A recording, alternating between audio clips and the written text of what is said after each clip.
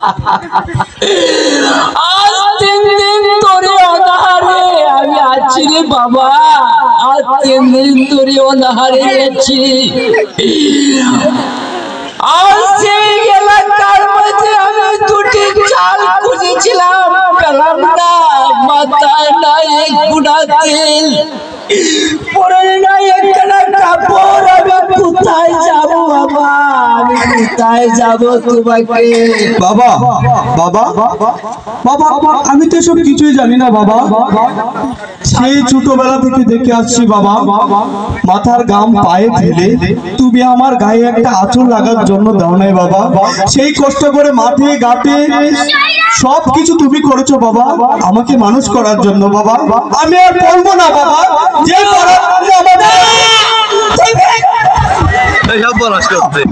বাবা বাবা বাবা আমার এই পড়াশোনার দরকার নেই বাবা।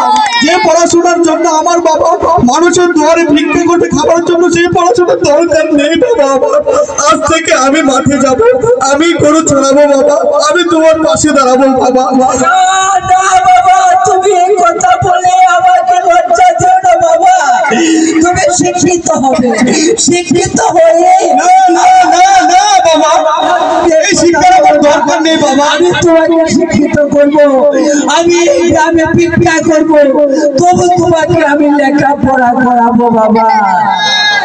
বাবা সেই ছোটবেলা থেকে মা মৃত্যুর পর থেকে বাবা আমি দেখে আসছি বাবা, তুমি আমাকে মায়ের ভালোবাসা বাবার ভালোবাসা কখনো বুঝতে দাওনি বাবা। কে আমার মা কে আমার বাবা, আমি দুটোই তোমার মাঝে পেয়েছি বাবা। সেই বাবার কষ্ট আমি আর সহ্য করতে পারবো না বাবা। আমি যাবো ওই মিয়া বাড়িতে, ওই মিয়া বাড়িতে আমি চাকরের কাজ করবো বাবা। না না, আমি চাকর হবো, আমি চাকর হই তোমাকে, আমি তোমাকে পেট ভরে ভাত খাওয়াবো। তুমি এটা বলছো বাবা, আমি তোমাকে আমি এলাকার মধ্যে দেখি চাইটা আমি হে খুদা, একেই বলে বাবার ছেলে সম্পর্ক।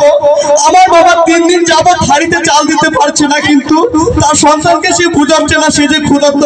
হে আল্লাহ, এটাই কি ছেলে আর বাবার সম্পর্ক হয় বাবা? বাবা তুমি বলো বাবা, আমি আর কিছু বলতে পারবো না বাবা। একটা ছেলেকে বড় করার জন্য সেই বাবা একটা ছেলের জন্য কত কিছু করে না, আর সেই ছেলেটা যখন বড় হয়ে তার বাবার কষ্ট না বুঝে অন্য ভুল ডিসিশন নেয়, তখন তার বাবার কলিজায় যে আঘাতটা লাগে বাবা, সেটা আমি দিতে পারবো না কোনোদিন বাবা।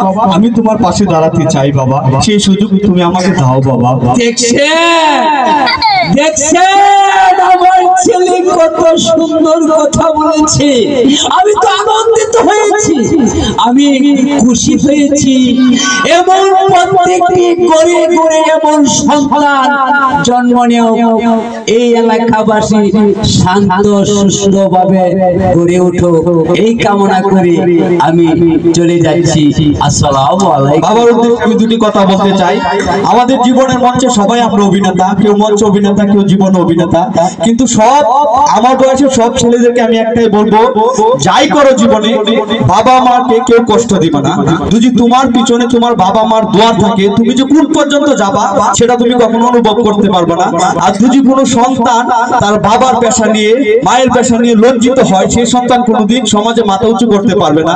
আমি আমার বাবার পেশা নিয়ে আমি গর্বিত। প্রত্যেকটা সন্তানের উচিত তার বাবার পেশা নিয়ে সম্মান করা, তার মায়ের পাশে থাকা, বাবার পাশে থাকা। প্রত্যেকটা ভাইয়ের প্রতি আমি হাত জোড় করে বলছি, সবাই মা বাবাকে অনেক ভালোবাসবা, তাদেরকে অনেক সুখে রাখবা। আসসালামু আলাইকুম।